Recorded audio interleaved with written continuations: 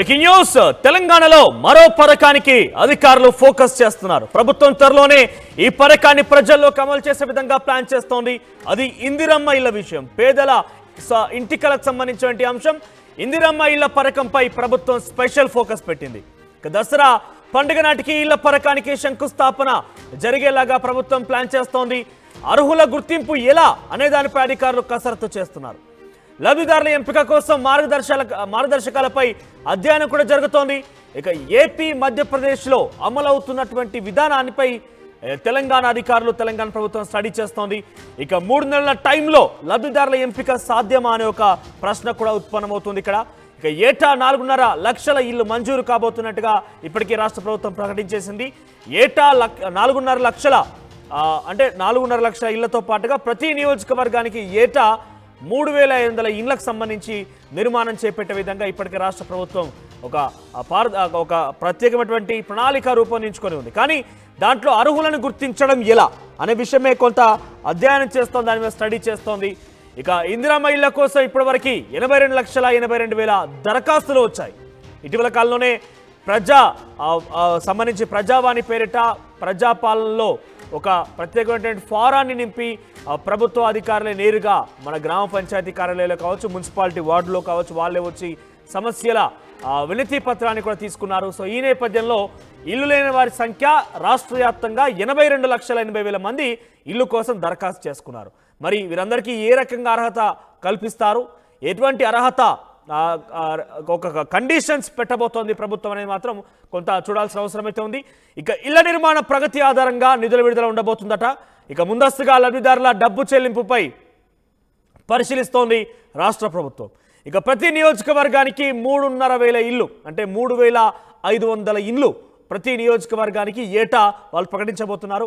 ఇక బడ్జెట్లో పథకానికి 7,000 కోట్లు కూడా కేటాయించారు. ఇప్పటికే మనం చూసాం ఓట్ ఆన్ అకౌంట్ బడ్జెట్లో 7,000 కోట్ల రూపాయలు ఈ ఇందిరమ్మ ఇళ్ల కోసం కూడా ప్రకటించడం చూసాం. దీనికి ఇప్పటికే పార్లమెంట్ ఎన్నికల కంటే ముందే ముఖ్యంగా ఖమ్మం జిల్లాలో దీన్ని ఒక పైలట్ ప్రాజెక్టుగా తీసుకుని ప్రారంభించడం జరిగింది. దానికి సంబంధించి మరింత తాజా సమాచారం ప్రతినిధి ఉదయ్ అందిస్తారు.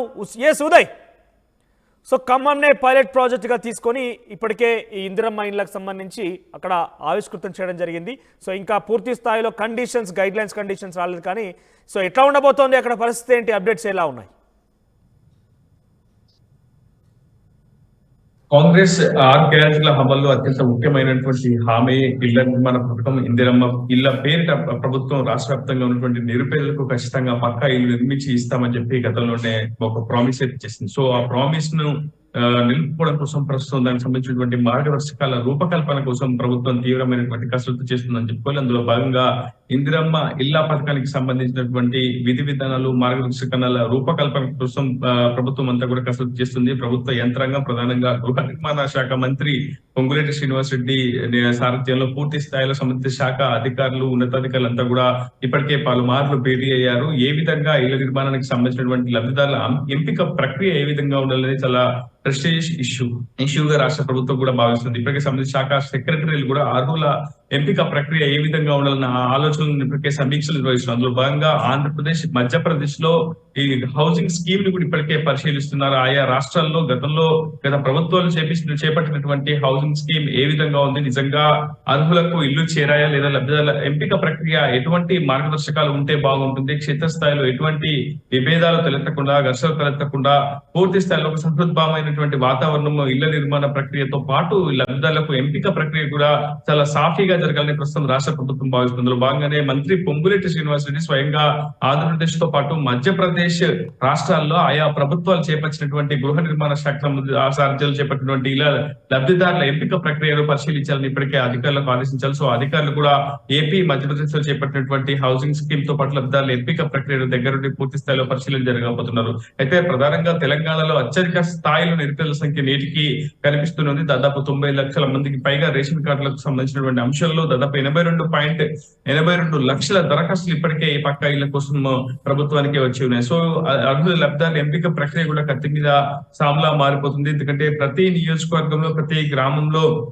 జనాభా ఆధారంగా ఇప్పటికే ఇళ్లను ఎంపిక చేయాలని ఇళ్ల నిర్మాణం చేపట్టాలని ప్రభుత్వం భావిస్తుంది. వచ్చే దసరా నాటికల్లా ఖచ్చితంగా ఇళ్ల సంఖ్యను మరింతగా పెంచుతూ లబ్ధాల ఎంపిక ప్రక్రియను కూడా పూర్తి స్థాయిలో మార్గదర్శకాలు విధి విధానాల ఆధారంగా దరఖాస్తులు స్వీకరించి లబ్ధాలకు అందజేయాలని ప్రభుత్వం వస్తుంది. భద్రాచలం కేంద్రంగా ఇప్పటికే సీఎం రేవంత్ రెడ్డి, మంత్రి పొంగులేటి శ్రీనివాసరెడ్డి స్వయంగా ఈ ప్రాజెక్టును ప్రారంభించారు. కొంతమంది లబ్ధాలకు కూడా దీనికి సంబంధించినటువంటి గృహ నిర్మాణ పట్టాలు కూడా మంజూరు చేశారు. సో సొంత స్థలం ఉండి ఉన్న వారికి మొదటగా ప్రాధాన్యత ఇవ్వాలనేది ప్రభుత్వం భావిస్తుంది. అందులో భాగంగా 5 లక్షల రూపాయలు ఒక్కో ఇంటి నిర్మాణానికి కూడా ప్రభుత్వం వెచ్చించనుంది. అయితే లబ్ధిదారుల ఎంపిక ప్రక్రియకు సంబంధించి మహిళ పేరు మీదనే ఆ ఇంటిని నిర్మించే అవకాశం ఉంటుంది. గతంలో ఇందిరమ్మ ఇల్లు ఎవరైతే పొంది ఉన్నారో వాళ్ళందరినీ కూడా అనర్హులుగా ప్రకటించే అవకాశం ఉంటుంది. ఎందుకంటే గతంలో ఇందిరమ్మ ఇళ్ల కింద దాదాపు చాలా పెద్ద మొత్తంలో తెలంగాణలో ఇల్లు నిర్మించారు. అదేవిధంగా ప్రధానమంత్రికి గృహ నిర్మాణ శాఖకు సంబంధించినటువంటి పథకం విషయంలో కూడా, అదే ఆవాస్ యోజనకు సంబంధించిన విషయంలో కూడా పెద్ద ఎత్తున దరఖాస్తులు అటు కేంద్ర ప్రభుత్వం దగ్గరికి ఇటు రాష్ట్ర ప్రభుత్వం దగ్గరికి వచ్చినాయి. వాటిని కూడా మళ్ళీ ఫిల్టర్ చేయబోతున్నారు.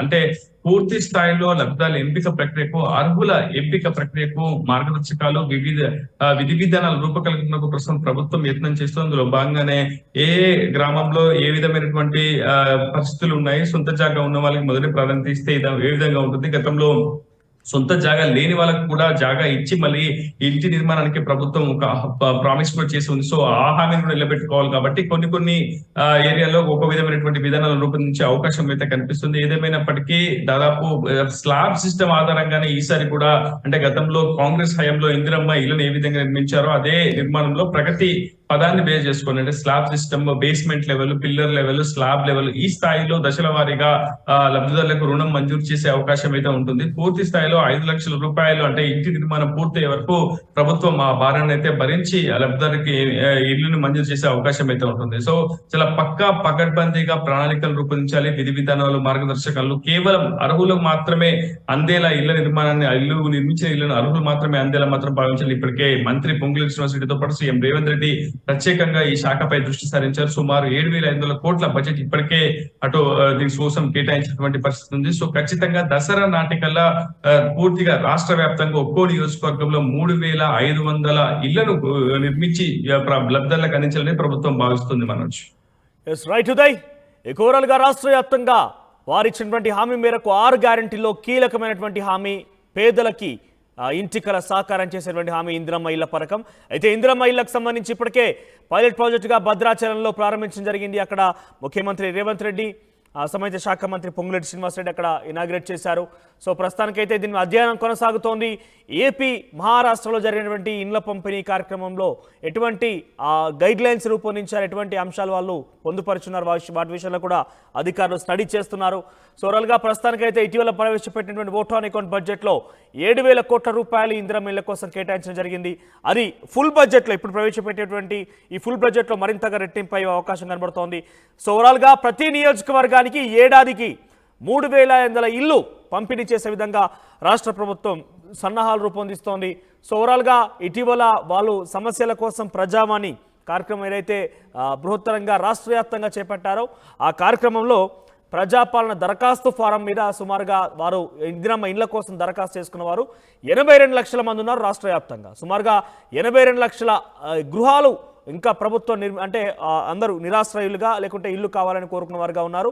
సో వారందరి యొక్క లక్ష్యాన్ని, వారి ఆశయాన్ని ఏ రకంగా ప్రభుత్వం ముందుకు తీసుకెళ్తోంది, వారందరికీ గృహకల్పన ఏ రకంగా చేస్తుందో చూడాల్సిన అవసరం అయితే ఉంది. మరోవైపు ఇక ఏడాదికి 3,500 ఇల్లు ఒక్కో నియోజకవర్గం చొప్పున రాష్ట్ర వ్యాప్తంగా 4.5 లక్షల ఇళ్లను కూడా రాష్ట్ర ప్రభుత్వం బృహత్తరంగా వారిచ్చిన హామీ మేరకు పేద ప్రజలకు అందించబోతోంది.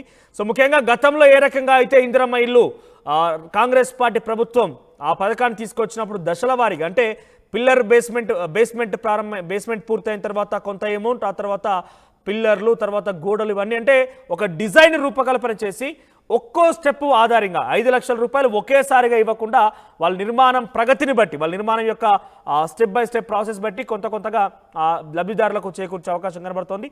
సో ముందస్తుగా కేవలం జాగా ఉన్న వారికి మాత్రమే ఈ యొక్క పథకాన్ని వర్తించేలాగా రాష్ట్ర ప్రభుత్వం ప్రణాళికలు రూపొందిస్తూ ఆశలు పెట్టుకున్నారు. వారి యొక్క ఆశల్ని ఏ రకంగా ముందు తీసుకెళ్తుందో చూడాల్సిన అవసరం అయితే ఉంది.